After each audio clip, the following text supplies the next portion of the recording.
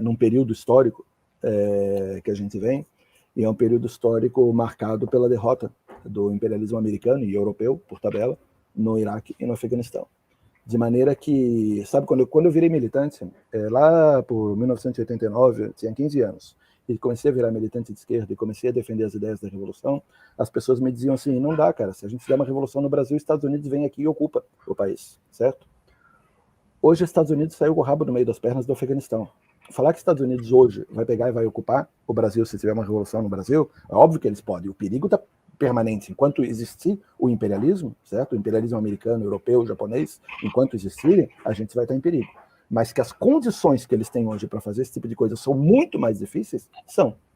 Por isso o imperialismo americano, europeu, eles têm apostado em outra política. Eles tentam contornar os processos revolucionários através de eleições, através de algumas garantias democráticas, daquelas que dão meia dúzia de garantias democráticas, mas não mexem na rentabilidade do capital, não mexem no grau de exploração da classe trabalhadora, certo? Então fazem isso. Por exemplo, eu tive a oportunidade de estar no Egito 1 ano antes da Revolução, no Egito, e 1 ano depois. 1 ano antes da Revolução, tinha um outdoor, quando saía do aeroporto, no Cairo, tinha um outdoor, né? Em que aparecia o Obama e o... Como é que era o nome? Está me faltando agora, do presidente lá do Egito antes da Revolução, era o... Oh, caramba, faltou o nome aí, alguém me ajuda aí que deu branco agora aqui. O Mubarak, né? E aparecia lá os dois abraçados. Vocês lembram? Foi a primeira viagem internacional do Obama, foi para visitar o Mubarak.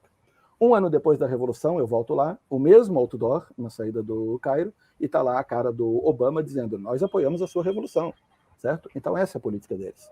A partir do momento que existe um processo revolucionário e eles não têm força para contra-atacar militarmente, eles tentam contornar isso através de eleições. E essa acabou por uma debilidade, e nós devemos muito, nós que somos trabalhadores, gente de esquerda, da América Latina, por exemplo, devemos muito ao povo iraquiano e ao povo afeganistão, porque foram eles que construíram com a sua resistência heróica essa vitória, certo? Então nós temos uma dívida histórica com eles em relação a isso. E que não podem ir para uma política mais agressiva. Mas existem alguns países no mundo que podem fazer isso. Se os Estados Unidos não pode pegar e bombardear a Síria, a Rússia pode. Certo? Então a Rússia são 600 mil mortos na Síria, graças aos bombardeios do Putin, para sustentar a ditadura do Assad na Síria. Começa o processo revolucionário na Ucrânia, na Bielorrússia, no Cazaquistão, os Estados Unidos não têm força para reprimir, a Rússia faz isso. Assim como Israel faz isso em relação à Palestina, certo? Quando os Estados Unidos está sem condições e tenta enganar tudo através de falsos acordos de paz. Mas Israel tem força para fazer isso. A Arábia Saudita tem força para ir e tentar esmagar o processo revolucionário no Iêmen e acabar com a Primavera Árabe, por exemplo. Então, existem alguns regimes ultra-reacionários assim no mundo, certo? E que cumprem um papel que nós costumamos chamar de postos avançados da contra-revolução, certo? E Putin é um desses, e talvez um dos mais importantes nesse sentido.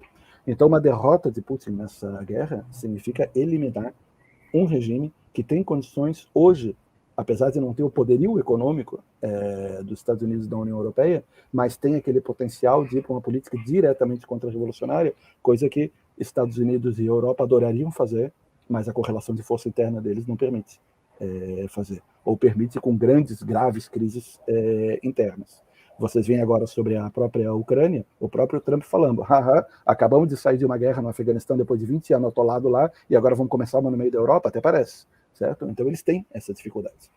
Então é uma derrota que tem significado, eu diria até, de certa maneira, mais do que regional e internacional, mas significaria a prova de que é possível derrotar o governo Putin. É possível derrotar esse regime. Se a Ucrânia vence essa guerra e retoma o seu leste, Lugansk e Donetsk, que está recolocada na ordem do dia, retomar a Crimeia também.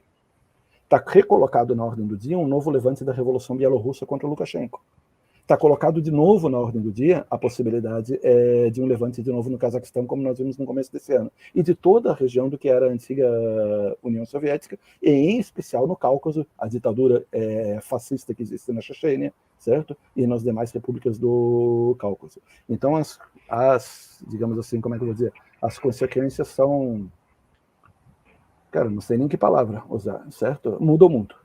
Tá? É isso que eu quero dizer. Muda o mundo. Porque além de nós termos o imperialismo americano e o imperialismo europeu com grandes dificuldades para tomar uma política mais agressiva e tendo que desviar através da reação democrática para poder interromper processos revolucionários, nós vamos ter isso acontecido com o segundo arsenal do mundo, segundo as Forças Armadas do mundo, a segunda máquina repressiva do planeta, que são as Forças Armadas Russas. Então, acho que a importância é transcendental, se é para achar uma palavra para isso.